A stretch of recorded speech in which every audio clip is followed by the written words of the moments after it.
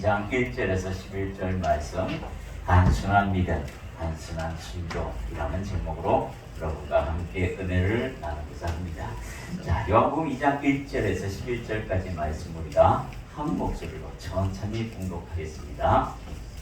사흘째 되던 날 갈릴리 가나에 벌레가 있어 예수의 어머니도 거기 계시고 예수와 그 제자들도 벌레의 청함을 받았더니 포도주가 떨어진지라 예수의 어머니가 예수에게 이르되 저들에게 포도주가 없다 하니 예수께서 이르시되 여자여 나와 무슨 상관이 있나이까 내 때가 아직 이르지 아니하였나이다.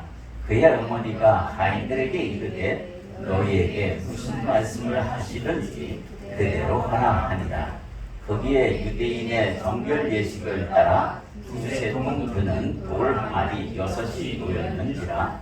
예수께서 그들에게 이르시되 항아리에 물을 채우라 하신즉 아기까지 채우니 이제는 떠서 연회장에게 갖다 주라 하시매 갖다 주었더니 연회장은 물로 된 포도주를 맛보고도 어디서 났는지 알지 못하되 물도온 하인들은 알더라. 연회장이 신랑을 불러 말하되 사람마다 먼저 좋은 포도주를 내고 취한 후에 낮은 것을 내거늘 그대는 지금까지 좋은 포도주를 두었다 하니라. 예수께서 이 첫 표적을 갈릴리 가나에서 행하여 그의 영광을 나타내심에 제자들이 그를 믿으리라. 아멘.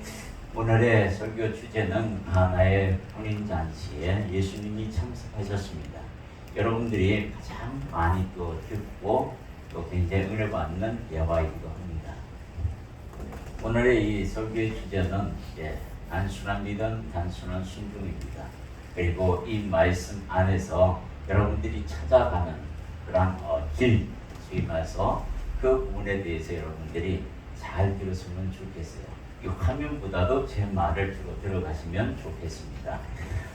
여러분이 이 말씀의 전체 줄거리를 한번 여러분에게 말씀을 드리고 또 하나하나 분석해 드리도록 하겠습니다.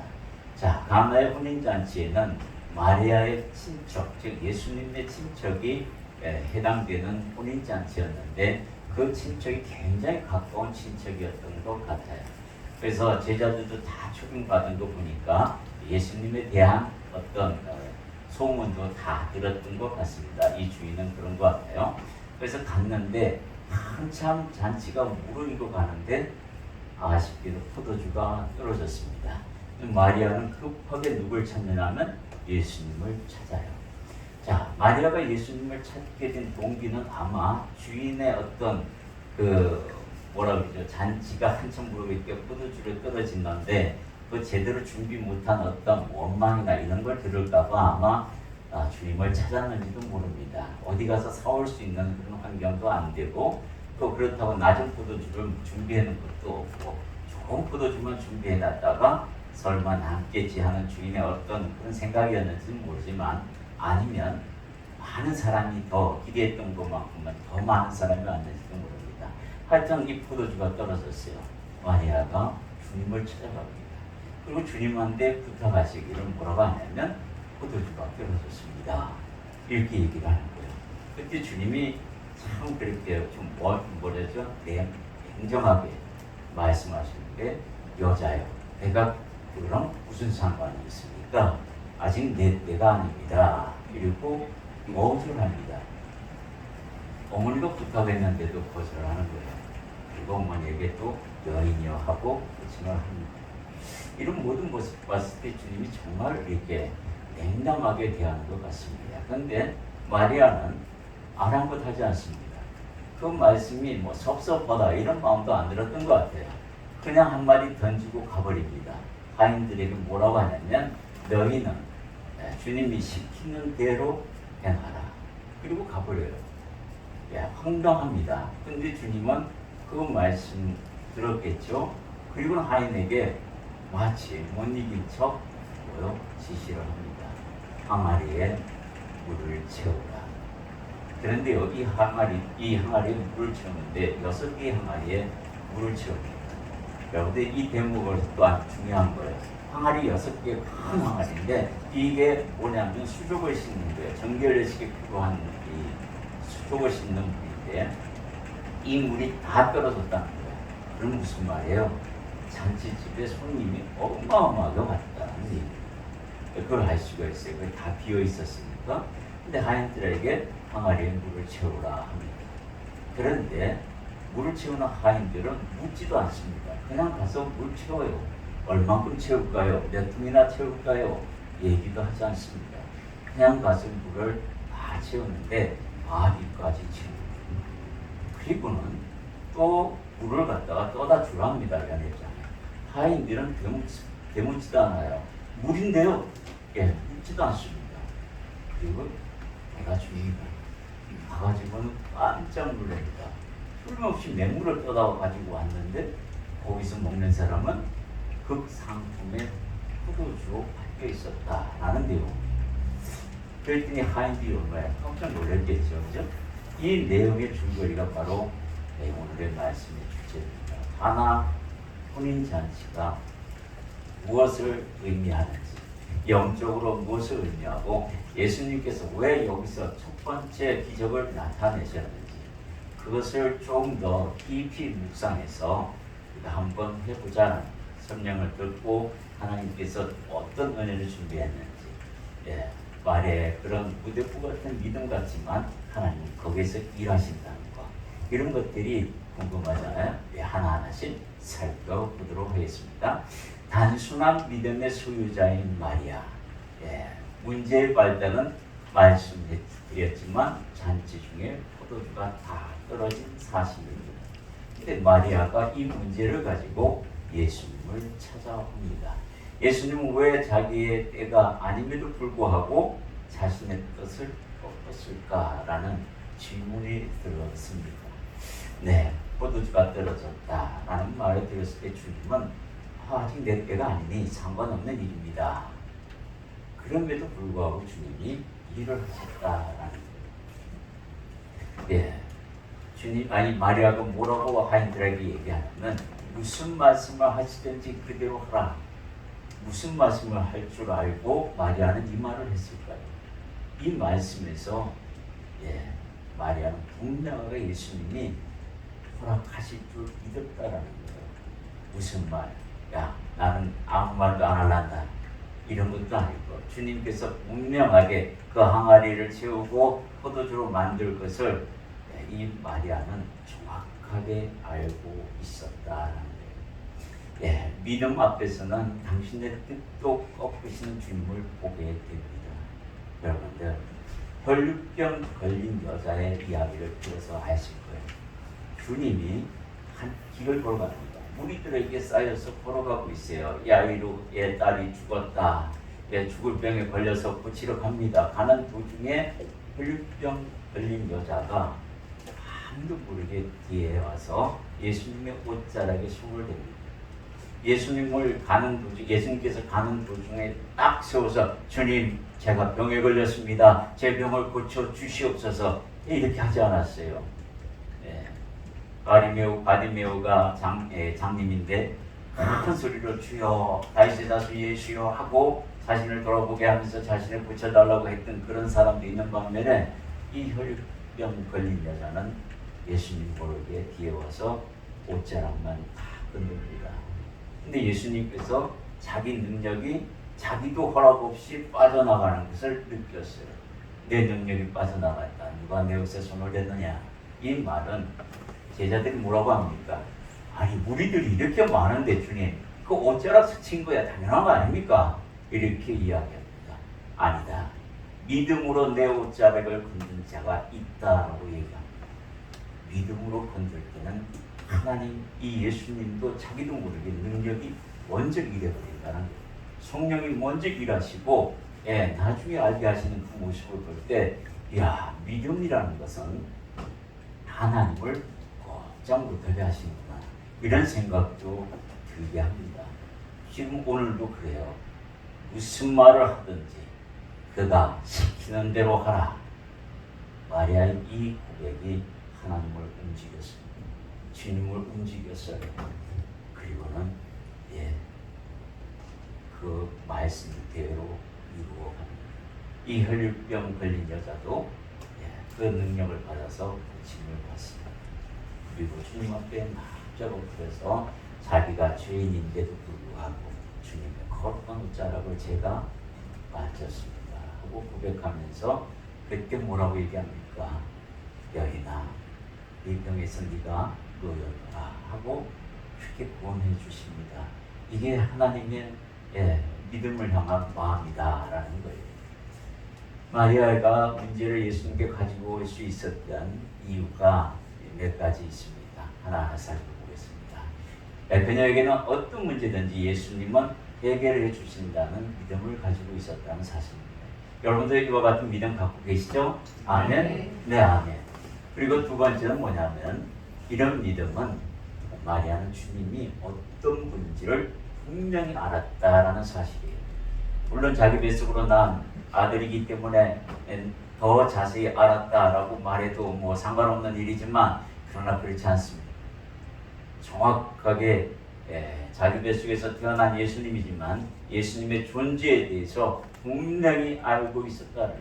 자기 자식이 아니라 하나님의 아들로서 오신 것을 분명히 알고 있었기 때문에 그분에게 어떤 문제든 가져가면 해결될 것이다 라고 알고 있었어요. 그래서 가서 이야기한 겁니다. 좀 더 나아가면요, 이 마리아는 더 깊이 이 이야기에 대해서 주인공이 된 것 같습니다. 그러니까 장차 우리에게 올 영적 혼인잔치의 주인공이 바로 예수님이시다라는 것을 알고 있었다는 거예요. 그러니까 포도주가 떨어졌다니까 주인에게 가서 포도주가 떨어졌습니다라고 이야기할 수 있는 믿음이 있었다라고 얘기합니다. 우리가 영적으로 혼인잔치에 들어갑니다. 어디요? 하나님께서 천국은 아들, 즉 어린 양의 혼인잔치, 아들의 혼인잔치를 예비하신 임금과 같다라고 말하고 있습니다. 이 포도주가 떨어졌다는 의미도 우리가 한번 살펴볼 필요가 있습니다. 지금 방금 말씀드렸듯이 우리가 영적으로 준비하는 그런 혼인잔치에 참석해야 할 우리 주역들입니다. 마태복음 22장 2절에 지금 방금 제가 말씀하신 내용이지만 우리 함께 읽어보겠습니다. 천국은 마치 자기 아들을 위하여 혼인잔치를 베푼 어떤 임금과 같으니 우리가 이 혼인잔치에 참석한다는 거예요. 근데 잔치가 얼마나 흥겨웠던지 포도주가 다 떨어질 만큼 그렇게 흥겨운 잔치였다라는 겁니다. 영적으로 우리가 하나님께서 준비하시고 예비한 이 혼인잔치에 들어가실 때는 그 흥이 이 정도로 흥겨운 잔치가 될 것이다라고 이 가나 혼인잔치에서 우리에게 미리 말씀해 주고 있습니다. 그래서 주인으로 오실 예수님께 마리아가 가서 포도주가 다 떨어졌으니 더 내주십시오 하는 겁니다. 그때 주님께서 해 주십니다. 이게 바로 영적으로 분석하자면 그런 것이고 거기서 첫 번째 기적을 베푸신 이유가 거기에 있지 않나 한번 생각해 봅니다. 자, 단순한 순종 하인들에 대해서 우리가 한번 보겠습니다. 우리의 말씀대로 보면은 예수께서 그들에게 이르시되 항아리에 물을 채우라 하신즉 아기까지 채우니 이제는 떠서 연회장에 갖다 주라 하시매 갖다 주었더니 이 내용입니다. 아주 단순한 행동이에요. 묻지도 않고 따지지도 않습니다. 자, 첫 번째 명령이 뭐냐면 항아리에 물을 채우라 였습니다. 말씀드렸듯이 순종은 이런 것입니다. 특별한 명령이 없으면 그냥 끝까지 채우는 겁니다. 아기까지 넘치도록 채우는 거예요. 그리고 이들은 그거 채우기 위해서 어떻게 일합니까? 부지런히 성실하게 쉼 없이 가서 채웠을 겁니다. 이게 바로 순종이라는 거예요. 묻지도 않고 따지지 않는 겁니다. 그게 바로 순종이다라고 이야기하고 있습니다. 하인들은 그런 순종으로 이야기하고 있어요. 우리에게 뭐냐면 순종은 이런 것이다. 하나님의 말씀이니 들으라, 행하라 이 이야기를 하고 있습니다. 자, 두 번째 명령은 뭐예요? 이제는 떠서 연회장에 갖다 주라 라고 이야기해요. 이 질문에, 이 명령에도 빠지지 않습니다. 그리고는 갖다 줍니다. 그리고 놀라운 강경을 벌써 봅니다. 우리가 잘못 알고 있는 게 항아리의 자체의 모든 물이 포도주로 바뀐 줄 알고 계시는데 그렇지 않습니다. 그 물은 그냥 수족을 씹는 정결 예식에 사용하는 물로 그대로 있는데 떠다 갖다 주는 사이에 바뀌는 겁니다. 이게 바로 하나님의 일하심을 여러분들이 보게 된다는 거예요. 이 놀라운 관계는 순종하는 자만이 알 수 있습니다. 여기 본문에 뭐라고 했어요? 하인들은 알더라라고 되어 있습니다. 하인들은 알아요. 이게 뭔지. 그런데 가봤더니 흑상품의 포도주가 바뀌어 있다. 자, 오늘 이 본문을 통해서 주는 교훈들이 있습니다. 예수를 만난 인생은 맹물의 인생이 단물로 바뀌는 인생이고 그게 바로 순종의 결과로 드러난다는 겁니다. 야, 맹물의 인생, 아무 비전도 없고 아무 그것도 없는 그런 삶이 주님을 만나면 비전 있는 삶으로 바뀐다는 겁니다. 단물로 바뀐다는 거예요. 여러분들이 우리가 다 그런 인생을 지금 살아가고 있습니다. 우리가 관심을 어디다 두느냐, 시선을 어디다 두느냐. 예수 믿고도 여전히 세상 쪽에 두면 이 비전은 안 보입니다. 그러나 이 십자가를 보고 예수님을 보고 그 말씀에 들어온 자는 반드시 보입니다. 안 보이는 게 이상하고요. 안 보이는 게 기적입니다. 보입니다. 예, 보여요. 맞습니다. 두 번째는 정결 예식을 위해 수족을 씻는 이 하찮은 물이 세상의 포도주로 바뀌었다라는 거예요. 이사야서 5장 2절 함께 있습니다. 땅을 파서 돌을 제하고 극상품 포도나무를 심었도다. 그 중에 망대를 세웠고 또 그 안에 술들을 팠도다. 좋은 포도 맺기를 바랬더니 들포도를 맺었도다. 우리 하나님은 우리를 최상의 모습으로 만드셨습니다. 아담과 하와를 그렇게 만드셨고, 그 이유도 그렇게 만드셨습니다. 그런데요, 우리가 들포도가 되어서 먹지 못한 포도주가 되어버렸다. 그건 하나님께서 역사하신 것도 아니고 하나님은 극상품을 만들었는데 우리 자신이 이런 포도로 바뀌어버린다라는 거예요. 욕심이 들어가서 내 자아가 주인이 되다 보니 그렇게 되는 거예요. 맹물이 단물로 바뀌는 인생, 수족을 씻는 하찮은 물이 최상급 포도주로 바뀌는 그런 인생. 예수님을 제대로 만나면 그렇게 됩니다. 세 번째, 포도주는 항아리에서 바로 바뀐 것이 아니라 하인들이 물을 가지고 가는 도중에 바뀌었다는 사실. 이건 뭐예요? 순종하는 자만이 느낄 수 있는 응답입니다.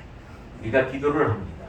근데 기도를 하면 바로 그 자리에서 오병이의 기적처럼 떡을 뗄 때마다 막 새롭게 팍팍 생겨가지고 주는 그런 기적을 보면 다행인데 그런 기적이 잘 나타나지는 않습니다.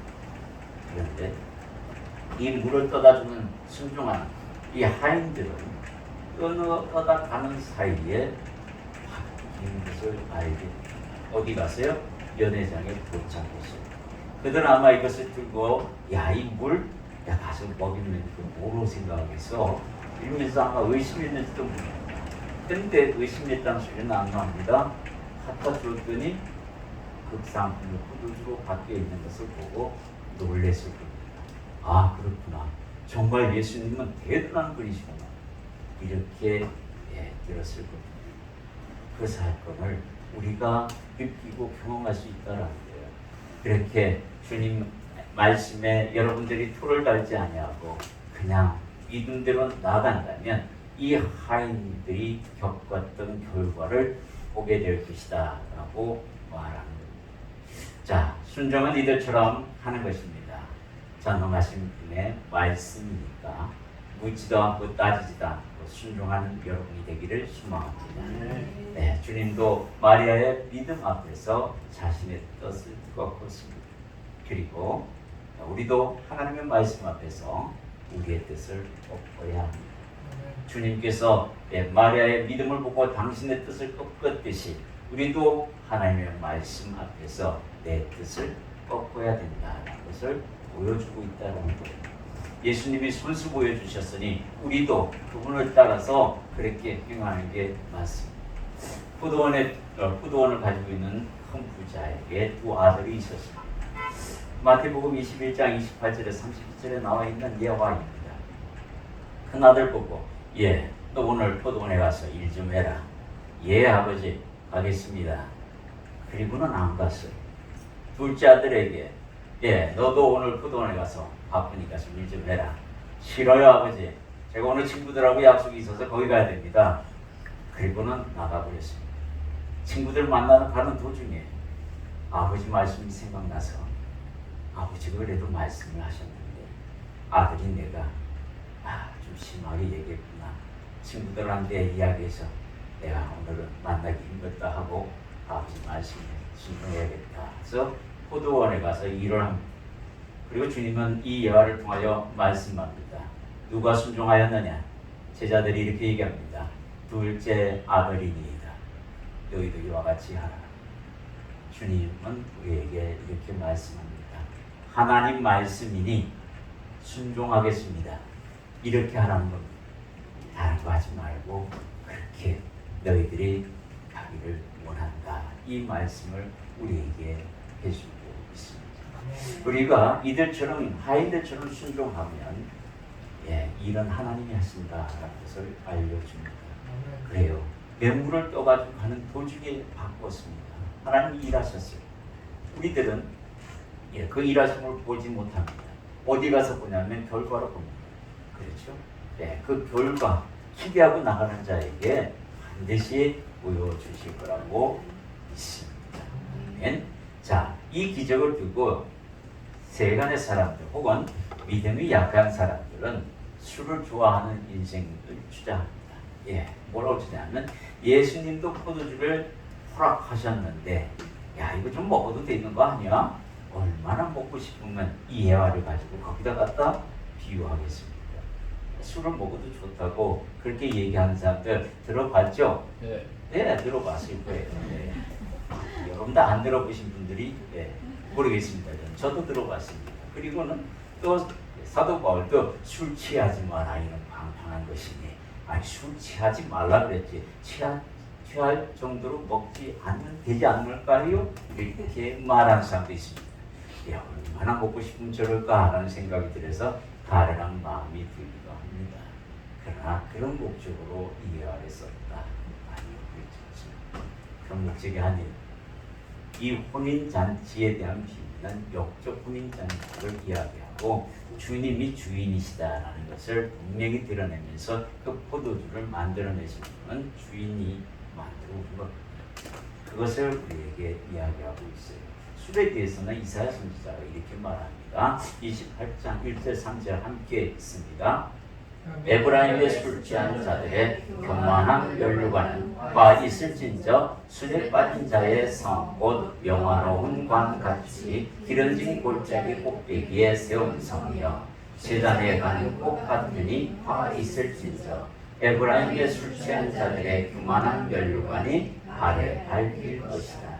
술 좋아하는 자들은 언젠가는 화를 당할 것인데 발에 밟힐 것이다 라고 분명히 이야기하고 있습니다. 술을 떠나야 돼요.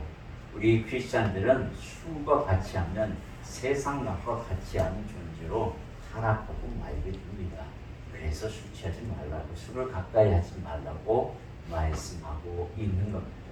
자, 복음을 물과 포도주와 젖으로 비유하는 그런 말씀도 있습니다. 이런 의미를 가지고 여러분들이 성경을 읽고 이야기해야 한다라는 것을 여러분에게 말씀드리고자 이 예화를 들은 겁니다. 이사야 55장 1절 함께 있습니다. 오라 너희 모든 목마른 자들아 물로 나오라. 돈 없는 자도 오라. 너희는 와서 먹되 돈 없이 값 없이 와서 포도주와 젖을 사라. 포도주와 젖을 사라고 얘기합니다. 목마른 자들에게 물로 나오라고 합니다. 여기서 물과 포도주와 젖은 물은 있죠. 물을 안 먹으면 우리가 견딜 수 없습니다. 그래서 물은 생명을 유지하는데 가장 필요한 요소입니다. 포도주는 인생의 활기와 기쁨을 주는 대표적인 물품입니다. 그리고요, 젖은 영양을 공급하는 식품입니다. 이것이 바로 복음이 영적 복음이 가지고 있는 다양성과 특수성을 말하고 있습니다. 여러분에게 이 이야기를 하고 있는 겁니다. 오늘 주님이 복음으로 오셨습니다. 복음의 주체로 오셨어요. 그분을 믿으면 내게 물 공급되고 포도주와 같은 그런 단물의 인생이 공급되고 그리고 영양분, 너의 영적 살도 지워지리라 라고 분명 우리에게 선포하십니다. 주님이 오늘 이 가나 혼인잔치를 통하여 여러분에게 하시는 그 메시지는 뭐냐? 마리아의 단순한 믿음을 본받으라 라고 이야기하고 있습니다. 여러분들, 마리아의 단순한 믿음이 뭐예요? 예수님이 어떤 분이다라는 것을 분명히 알았기 때문에 그 믿음 가지고 그냥 주님을 그리고 주님 앞에 나아가서 당신 내가 원하는 것을 요구합니다. 그리고 주님은 그것을 들어줍니다. 하인들이 그런 순종을 합니다. 묻지도 않고 따지지 않는 그 하인들의 보여주는 단순한 순종, 그것을 여러분들이 품으라는 겁니다. 하나님의 명령이 떨어졌으면 행하면 됩니다. 행하지 않으면 오는 것은 징계입니다. 왜? 하나님의 공의가 그냥 놔두지 않습니다.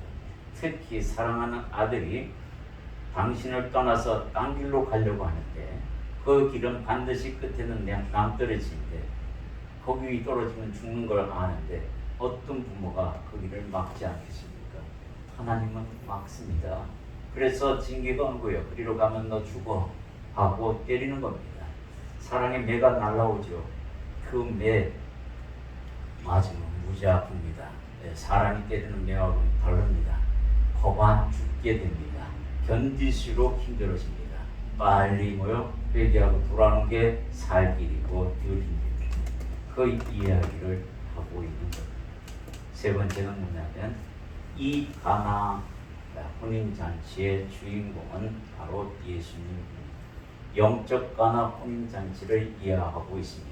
포도주가 다 떨어질 정도로 수족을 씻는 그 항아리 물이 다 떨어질 정도로 그렇게 그 혼인잔치에 사람들이 그렇게 많다는 얘기는 우리 천국에 들어갈 믿음의 백성들을 이야기하기도 합니다. 거기에 주인이신 예수님께서 우리의 흥금을 깨지 아니하고 끝까지 책임져 지며 나아가시는 그 모습을 보게 하는 겁니다. 그래서 여러분들에게 그런 소망이 있는 겁니다. 여러분들이 그런 믿음을 가진 자만이, 그런 순종을 하는 자만이 뭐예요? 네, 바로 천국의 주역들이 되고 하나님이 베푸신 그 어린 양의 혼인잔치에 들어가는 주역이 되고 주인공이 되고 믿으시기 바랍니다. 아멘. 네, 우리 찬양하도록 하겠습니다.